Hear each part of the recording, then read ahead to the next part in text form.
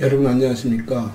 오늘은 도서관을 메타 디자인하다 제4편 공간을 이야기하다의 첫 번째 챕터 지식자원 구축과 관리에 대한 얘기 두 번째 시간 공간에 대한 얘기를 하고 있기 때문에 오늘은 사서 공간에 대한 얘기를 할까 합니다.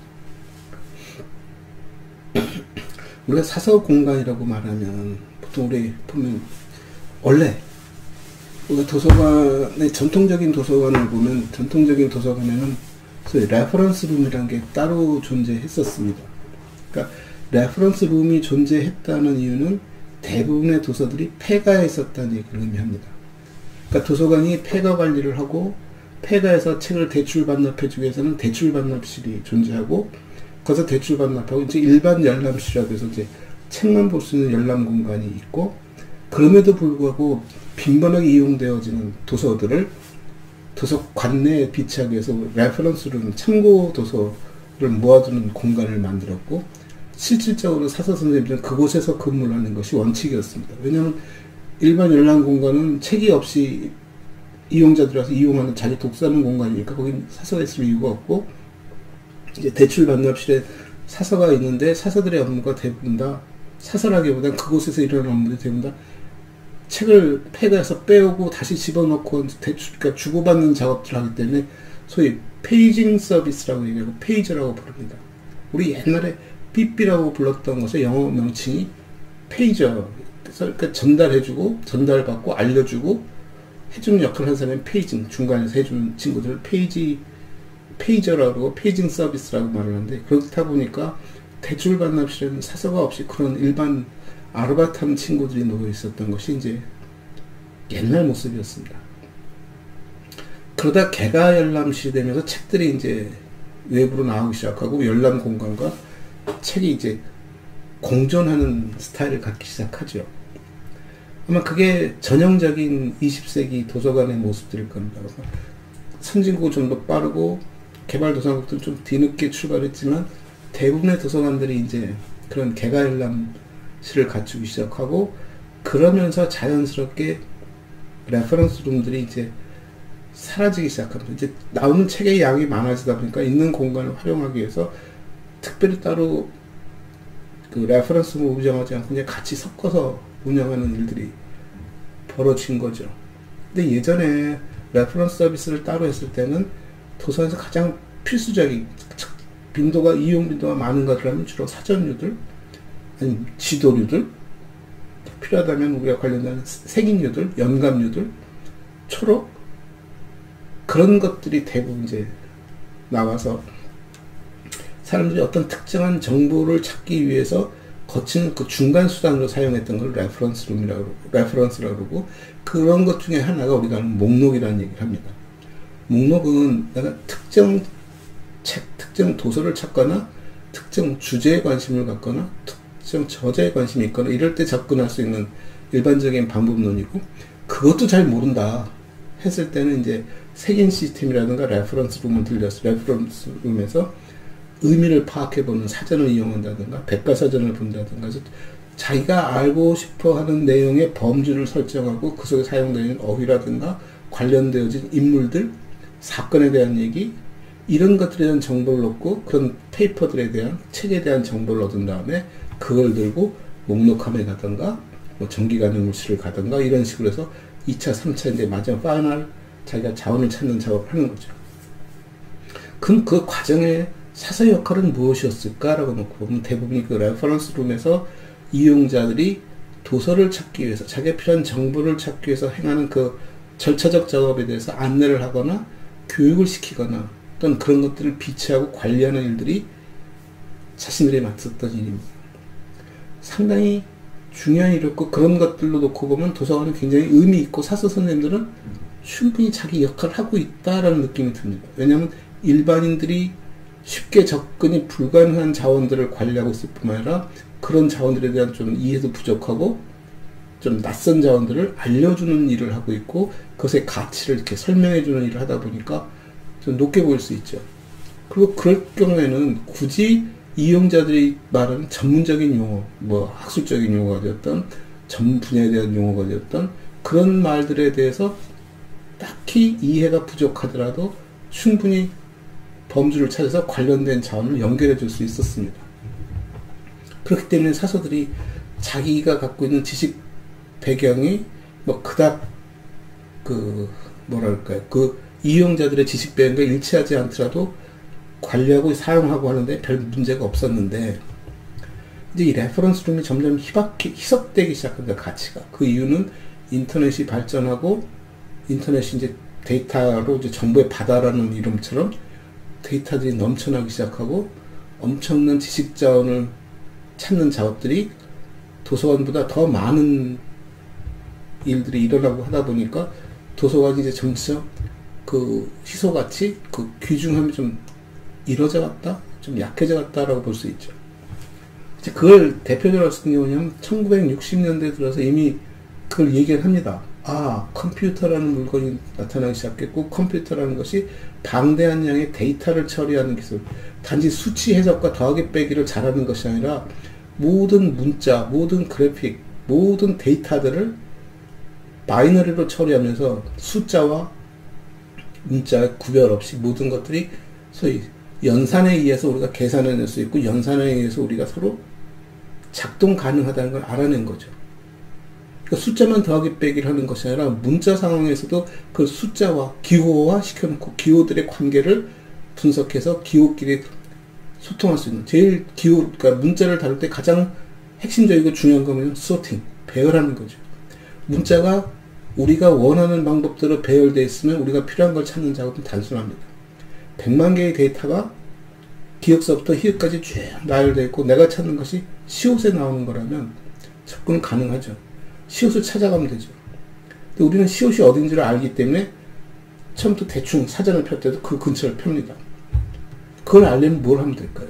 기역에는 몇 개의 글자가 있고, 니은은 몇 개, 디귿은 몇 개 쭉 알면 시옷하면 앞부분에 몇 개, 뒷부분에 몇 개가 있어 라는 시옷의 출발점을 가리킬 수 있고, 그 출발점은 똑같은 간격으로 보여지는 데이터 값들이 나열되어 있으면서 100만 개 중에서 한 70만 개쯤에서 시옷이 시작해. 그러면 70만 번째로 데려다 주는 방법도 옛날 기술적이라 좀 두 가지죠. 하나는 시퀀스 방법에서 쭉 짚어가는 소위 테이프 방법과 테이프의 중간 부분을 들려면 처음부터 쭉 찾아 들어가셔야 하는 방법. 디스크 같은 경우는 다이렉트로 쭉 들어서 바늘을 탁 놓듯이 그 자리에 쭉 내려주는, 요즘 우리가 하드디스크 같은 이런 메모리 장치들에 제대로 접근하는 방법이 그런 식으로 접근을 시켜서 데이터를 찾고, 거기서는 시옷이 모두 3000개의 시옷에 관련된 데이터가 있어. 그럼 내가 찾는 그 다음 모음이 어떻게 되고 자음이 어떻게 되고 순서에 따라서 차근차근 짚은 다음에 그 다음에 하나하나 짚어서 순서를 짚거나 접근할 수 있죠. 그럼 데이터가 가나다로 배열되어 있지 않으면 어떡하지?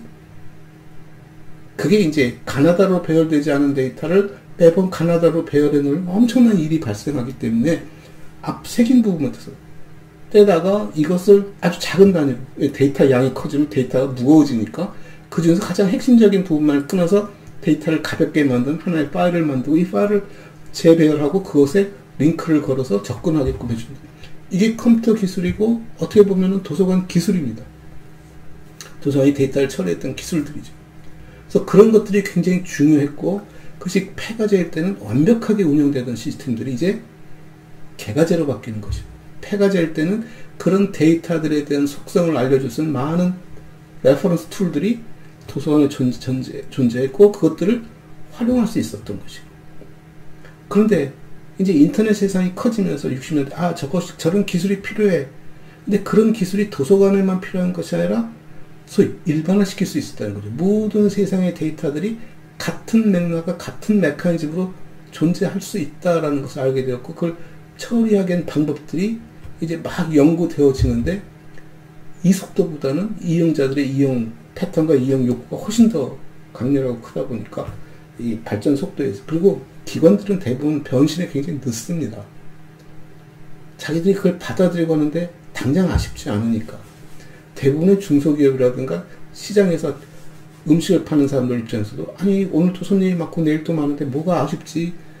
한데 어느 순간에 급변하는 거죠. 사람들의 인심도 바뀌기 시작하고, 맛도 바뀌기 시작하고, 원하는 요구도 바뀌기 시작하고, 재료들도 바뀌기 시작하면서 순간 이제 변신의 기회를 놓치게 되는 것이고, 늦게 출발했을 때는 쫓아가기도 버겁고 성공하기 더욱 쉽지 않은 것이 되는 것처럼 그 과정에서 이제 도서관이 사서 선생님들이 열람화되어지는 과정 속에서 이제 그런 레퍼런스 툴들에 대한 가치도 줄어들 뿐만 아니라 이제 도서관 그런 것들 관리할 만한 이제 여력도 없어지기 시작하고 도서관의 책들이 거의 상당 부분 이제 쏟아져 나오기 시작하면서부터 이제 소위 말하는 멘붕에 빠지기 시작합니다. 이용자들의 질문에 답변해주는 메커니즘이 그런 툴들을 가르쳐주고 툴을 통해서 접근하게끔 시킨 이유는 그냥 그들이 찾은 것을 찾아달라고 해서 팩에서 끊어다 준 메커니즘이었는데 이제 개가에서 눈앞에 보이는 작업을 하다 보니까 사람들이 묻는 것도 약해지기 시작했고 자기가 다이렉트로 그 서가에 가서 자기가 필요한 것들을 찾기 시작하고 소위 브라우징이라는 기능들이 좀 더 부각되어지고 레퍼런스 서비스에 대해서는 좀 약해지는 것이 그러지 않습니까? 도서관을 처음 온 사람에게는 레퍼런스 툴이 굉장히 중요하지만 몇 번 반복적으로 이용하다 보면 낯익은 곳에 가서 자기가 직접 문제 해결하기 시작하다 보니까 이제 사서도 안일하게 생각하기 시작하는 거죠. 우리 이용자들은 알아서 잘하네. 그들이 필요한 지식 자원만 구축해주면 레퍼런스는 뭐 별 필요 없어.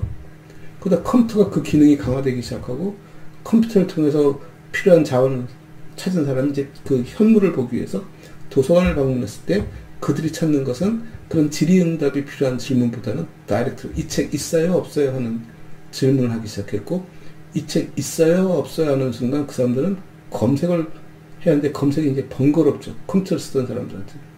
그러니 자연스럽게 도서관 또 전산화 작업에 몰입하게 되어지고 전산화 작업을 하고 결국 사람들은 쉽게 자기가 필요한 책이 어디에 있다라는 콜럼바를 획득하게 되고 그거 찾아가면 자리에 있고 물어보지 않으니까 사서도 그러고 일반인도 그러고 그 중요성이 점점 절감되기 시작한 것이고 그런 것을 생산하던 출판사 역시 그 생산을 통해서 이용 가치를 상실하다 보니까 더 이상 생산할 수가 없게 되고 그 생산이 종이책 출판에서 인쇄해서 전자책 스타일, 전자책이라기보다는 이미 인터넷에 녹여져 들어가 버리고 그 가치가 생산 가치를, 생산 동인을 상실해 버리게 되는 거죠. 여러분 집에 사전들이 거의 없지 않습니까? 아니 뭐 전혀 없다고 말할 수는 없지만 사전을 갖지 않는 이유가 인터넷으로 검색하면 사전에 대한 정보가 다 나온다는 얘기죠. 근데 사전 만드는 사람 시각에서 보면 사전에 대한 정보를 얼마만큼 잘 구축할 수 있을까에 대한 얘기. 가장 손쉬운 방법은 이용자들이 자기들이 의미를 전달한 것들을 모아서 만들면 굉장히 값싸고 빠르게 만들 수 있습니다. 100만 명이 한 개씩만 만들어줘도 100만 개가 동시에 모이죠. 근데 사전 한번 제작하겠다고 학자들을 모아두고 어휘를 수집하고 어휘를 분석하고 용례를 붙이는 행위들이 몇몇 사람의 힘으로 너무 버거울 뿐만 아니라 굉장히 긴 시간이 필요하고 그렇게 만들어 두어도 그 순간서부터 실시간으로 변해가는 것이 어휘라면 인터넷에서 그 사업을 하는 사람 입장에서는 손쉬운 방법을 택하게 될 것입니다. 바쁘게 표현하면 그 사전에 나와 있는 어휘들에 대한 용례라든가 해석들이 그런 어떤 역사와 전통과 이것이 좀 트레이싱 되는 것이 아니라 그냥 가장 현재 위치에서 잘 활용되어지는 것들만 보여줄 수밖에 없는 상황도 올 수 있다. 이건 이제 중간중간 제가 말씀드린 거죠. 그런 상황이 되다 보니까 이제 사서들이라는 사람이, 사서라는 존재가 해야 할 일들이 많이 위축되죠. 그러다 어떤 사람이 진지하게 질문을 하기 시작하면 사서는 그런 레퍼런스의 도움을 받아야 한다는 생각 들기 이전에 그 질문에 답한다는 생각에 빠지다 보니까 나의 지적 수준이, 내 지식 배경이 저 사람의 지식 배경과 절대 같을 수가 없습니다.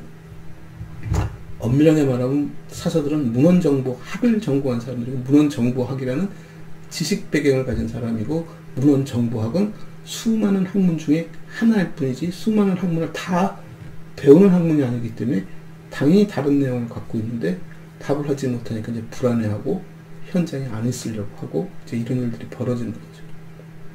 그래서 공공도서관은 그런 일이 적습니다. 왜냐하면 질문하는 사람이나 갖고 있는 자원들이나 그 수준의 차이들이 크게 극심하지도 않고 필요로 한 자원들이 굉장히 그 전문성을 떼지 않기 때문에 그런 자원은 굳이 가져다 할 필요가 없는 것이 1000명, 10,000명 중에 한 명이 볼까 말까 하는 책들을 비치할 수는 없지 않습니까? 이제 그런 것들 때문에 도서관을 설계할 때 폐가로 할래, 개가로 할래는 답이 이미 정해졌죠. 다 개가일 수밖에 없는 상황이고 다 개가하면서 뭐 전산 시스템을 도입하고 책은 그냥 비치된 위치를 잡는 정도의 역할. 또 사람들은 컴퓨터를 통해서 자기가 필요한 데이터의 상당 부분을 찾고 접근을 통해서 필요한 데이터를 스스로 빼갈 수 있으니까 소위 그 인건비도 엄청 절감할 수 있는 작업이라고 생각들 하시겠지만 실제로 책이 서각에서 분실되는 경우가 더 많습니다. 누가 훔쳐갔다는 의미가 아니라 책이 제자리에 꽂히지 않을 때 일어나는 일들이죠.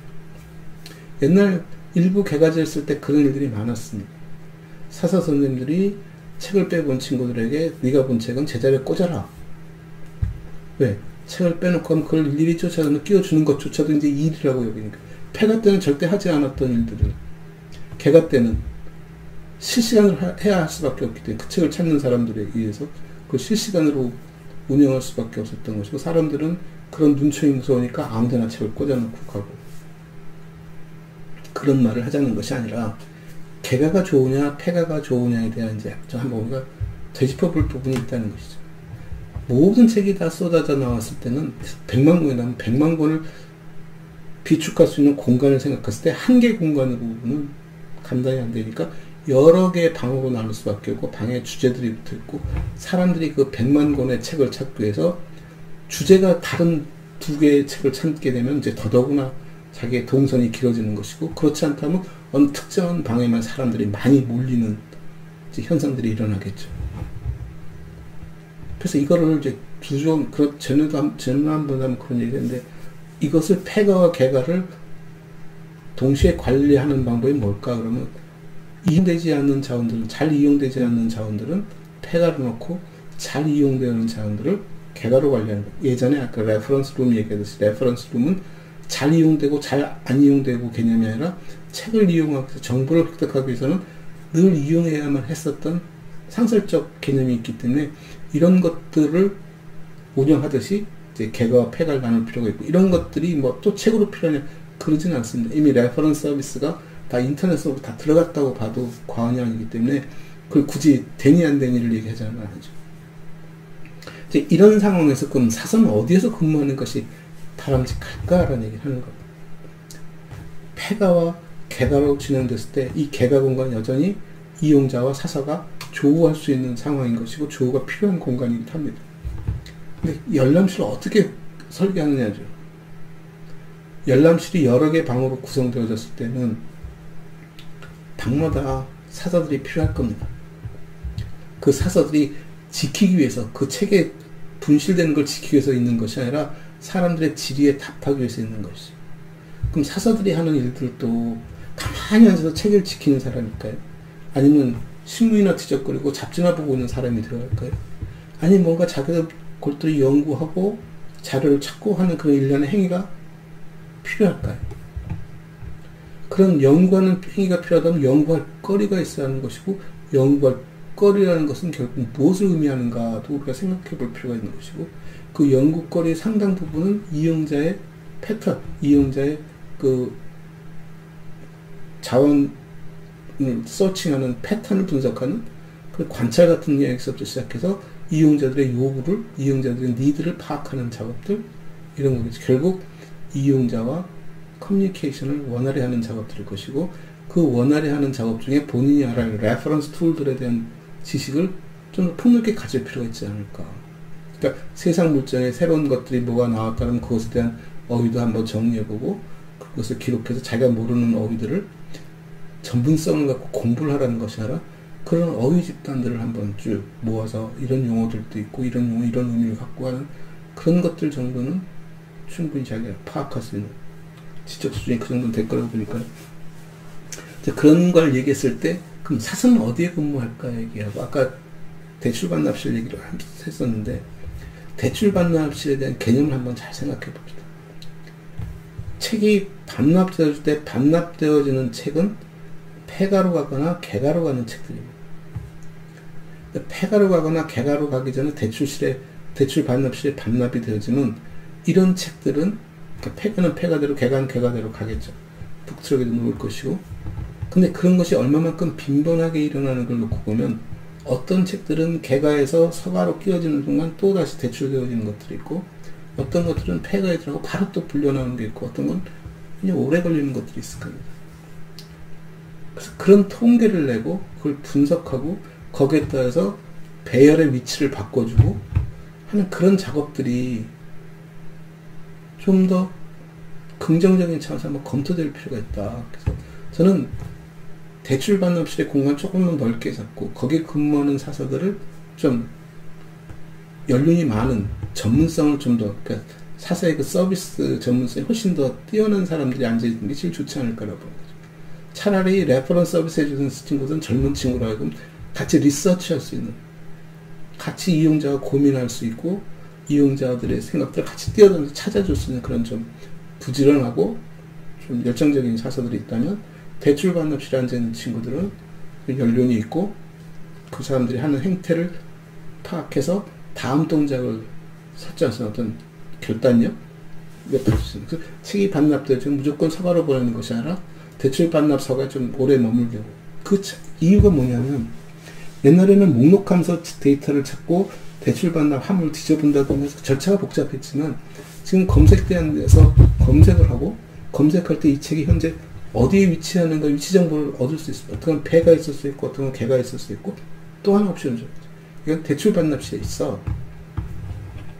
그리고 그 대출 반납실에 있으니까 뭐 종이에 적어가서 하는 것이 아니라 자기가 적어놨으면 리저브를 시킬 수 있습니다. 리저브가 뭐 1시간, 2시간, 며칠이 아니라 내가 동선을 계산했을 때 뭐 오늘 중에 리저브 시켜놓는다 하면 사서 선생님은 그 리저브 된 것을 특정한 서가로 옮겨서 그 친구가 왔을 때 바로 빼줄 수 있는 위치에다 놓게 한다든가, 그럼 지금 개가 열람쳐서 필요한 책을 빼보고 대출 반납실의 책을 빼서 같이 대출해 갈 수도 있고, 그 와중에 폐가도 마찬가지로 페이징 서비스를 요구하면 가져다 줄 수 있고, 그래서 대출 반납실에 제일 활발하게 책들이 유통되는 공간이라고 가정한다면, 지난번 수장고 설계했듯이 그 수장고에 제일 일선에 그런 대출 반납실이 놓이고 대출 반납실 앞에 열람실이 놓여있고 열람실이 여러 개 나눠졌다면 그 제일 접근이 가능한 공간에 대출 반납실이 열려있고, 대출 반납실에 그런 책들 리저브를 쓰는, 좀 중간에 완충할 수 있고 책의 출납을 좀 더 수월하게 할 수 있는 완충 공간으로 좀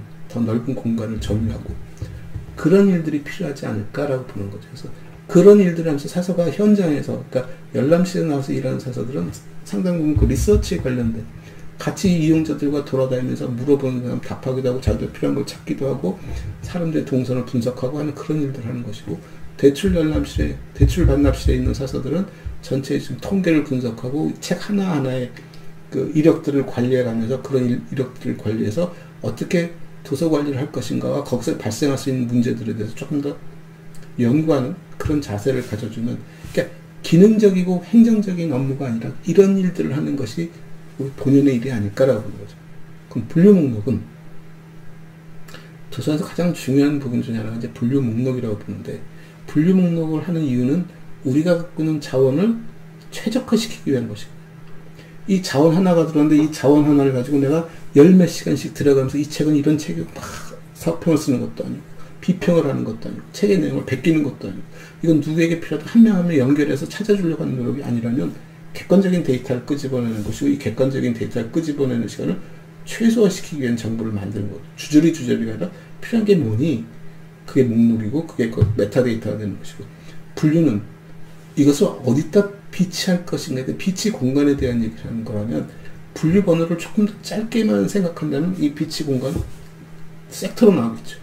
우리가 총 유서부터 900대를 말하듯이 그런 섹터 단위로 발생할 것이고, 그 섹터 단위 내에서도 개가의 책들이 최소화 시켜준다면 그렇게 오차 범위 안에서 전부 통제가 가능한 걸로 갈 거라고 봅니다. 그리고 이미 도서관들이 서로 연계되어 있기 때문에 어느 도서관에서 먼저 분류 목록하는 사서들이 있을 거라고 봅니다. 처음 분류 목록하는 사서들 중에서도 모든 것을 다 완벽하게 하라는 것이 아니라 좀 단순하게 하더라도 가장 필요한 데이터를 넣고 분류 목록해서 데이터를 등록을 해버리면 이중 등록을 막아야죠. 아마 도서관이 한 가장 큰 실수 중에 하나는 OCLC라는 걸 만들면서 이 기술 발전이 단위 도서관들의 전산화가 발전하고 이것을 통합하는 과정에, 목록을 DB화 시키는 과정에 각자 도서관들이 만든 데이터를 총합하는 과정에 중복된 책들이 수십 개가 발생해 버렸다. 심지어 지난번 우리나라에서도 그 작업하는데 어떤 차는 16개, 17개의 책으로 표출돼야 돼요. 서로 다른 책인 줄 알고 봤더니 이 16개, 17개 목록돼 있다가 전부 한 권이더라. 그래서 그거를 제어할 수 있는 법들. 제가 볼 때는 AI 시스템이 제일 먼저 도서관 쪽에 들어온다면 그 부분일 거라고 봅니다. 책을 분류해서 집어넣는 것에 대한. 그래서 각자 도서관들은 분류는 도서관마다 다 같을 수 없습니다. 그래서 그 분류를 내가 어떤 레벨에서 하고 우리 도서관은 어떤 특성을 가졌어를 등록을 해두면 우리가 임포트하는 순간에 분류번호를 바꿔올 수도 있죠. 데이터는 그대로 오겠지만 거기에 추가되는 로컬 데이터 붙이거나 그런 작업들을 한다면 몇 명의 전문 사서가 한다기보다 우리 사서들 전체가 자기 영역에서 열람실에서 대출 반납실에서 그 작업이 가능하다고. 열람실에 있는 사서는 책이 새로 신규로 발생하는 책들에 대한 등록 작업을 한다든가 수입 작업을, 그 수입은 이제 수업가에서 물리적으로 들어올 것이고 그 수입의 주체는 열람실에 있는 사서가 되겠죠. 그렇게 해서 들어온 것들이 유통되는 과정에 대출 반납실에서는 뭔가 항상 들여다보고 다니까 대출 반납 과정에 그 과정에서 문제가 있는 데이터들을 좀 보강하는 작업을 한다든가 다시 열람사서에게 피드백을 시켜주는 작업을 한다든가 그런 모니터링 체제를 갖는다면 뭐 도서관 업무는 수월하게 돌아갈 것이라고 보고 그런 관점에서 사서의 역할들은 대출 반납실 중심으로 좀 전문 사서들, 노련한 사서들이 근무하고 젊은 친구들을 열람실에 배치해서 이용자가 접근할 수 있는 기회를 많이 만들어주고 스스로 자기 역량을 키워갈 수 있는 행위, 그리고 그 속에서 이용자 연구를 좀 철저히 할 수 있는 그런 시간적 배경을 주고 이제 사서들끼리 뭐 어떤 행정 공간도 필요할 것이고 뭐 그들이 연구하는 리서치 공간도 필요할 것이고 이제 그런 것들은 잘 정리해서 만들어낼 수 있지 않을까 해서 사서라는 사람들의 공간을 이렇게 전부 열람실로 내본다든가 뭐 이렇게 굉장히 물론 다양하게 나오겠지만 우리가 이제 기본 전제를 폐가와 개가가 전제로 만들어지는 것이고 여기 이제 전산에 대한 얘기를 안 하는 이유는 뭐냐면 전산이 되어졌을 때는 책을 어떻게 찾니 하는 기술적인 메커니즘까지 포함해서 얘기를 해야 하기 때문에 조금씩 끊어서 할 겁니다만 폐가는 완전 자동화시킬 수도 있는 것이고 개가는 최소 단위로 운영할 수 있는 것이고 개가 공간과 열람 공간을 어우러지게 할 때는 이 공간 전체 분위기를 전시 공간으로 활용해도 상관이 없다는 거죠. 전시 전문가 얘기를 들어보니까 전시 공간이 꼭 면이 여러 개 많고 특별한 따로 공간을 차지하는 것이 아니라 그런 좀 어우러진 공간을 쓸 수도 있다고 했을 때 충분히 그런 쾌적한 어떻게 보면 그냥 우리 거실과 가정집의 거실과 같은 공간 이게 서재 같은 공간이 아니라 거실 같은 느낌의 공간 거실과 서재가 좀 합해진 공간의 개념에서 사서들은 좀 그렇게 분산시킬 필요가 있고 사서들의 독립성을 그러니까 사서의 전문성과 사서가 전문가라는 것을 드러내는 것은 여러 명이 끼리끼리 앉아서 뭐 이런 분업적 일을 한다기보다 자기 독립적인 위치에서 자기 영역을 관리하는 일을 하고 자기 업무에 서로 견제하고 협력할 수 있는 사업을 할 수 있게끔 사서를 배치하는 것이 필요하지 않을까? 라고 생각합니다. 그래서 특별히 구축과 관리라는 면에서는 사서의 공간은 열람 공간이 기본이다. 그 다음에 대출 반납을 열람 공간 중에서도 특별한 목적을 갖고 있는 대출 그 열람의 서비스에 대출 반납이 일어날 수 있는 공간 여기도 사서가 필요하다. 그 다음에 이제 리서치라는 것들은 그 과정 속에서 자기 역할을 충분히 달성하는 것이고 수서 업무라는 부분 소위 그 책에 대한 관리 부분이겠죠. 그래서 그 관리하는 부분에 대한 소위 그 책에 라벨을 붙인다든가 하는 부분들은 우리가 책을 등록하는 얘기에 책이 등록되어진 것을 수서 파트가 다시 가져가서 작업을 해도 됩니다. 그리고 아니면 아르바이트생이 왔다 갔다 해도 되는 것이고 그것을 하는 작업에서 약간의 그 전문성과 좀 수작업이 포함되겠지만 그래서 수서 업무에서는 그런 것을 처리해주는 백그라운드 작업을 한다든가 책이 도서관에 들어오면 1차적인 작업을 하고 폐기되는 것도 마찬가지로 좀 더 구체적인 얘기는 이제 공간 부분까지 보고 조직과 규모에 따라서 다 달라지겠습니다만 일반화시켜서 얘기한다면 사서 공간을 그렇게 나눠볼 필요가 있다. 일부 도서관들이 특히 대학 도서관들이 그 전문 사서들 일부 사서들을 뭐 주제 배경이라든가 학과 전담 사서로 해서 독립적으로 운영하고 있는데 저는 그건 반대라고 봅니다. 그들이 방에 앉고 책상머리에 앉는 순간 그냥 책상 붙박이가 될 가능성이 상당히 높다는 것이죠. 그래서 그건 지양해야 할 서비스가 아닌가, 지양해야 할 방법론이 아닌가 라고 생각합니다. 뭐 좀 거칠지만 사서라는 인물들은 어떻게 우리가 대체하고 운영하는 것이 바람직한가 라는 측면에서 한번 얘기를 나눠봤습니다. 감사합니다.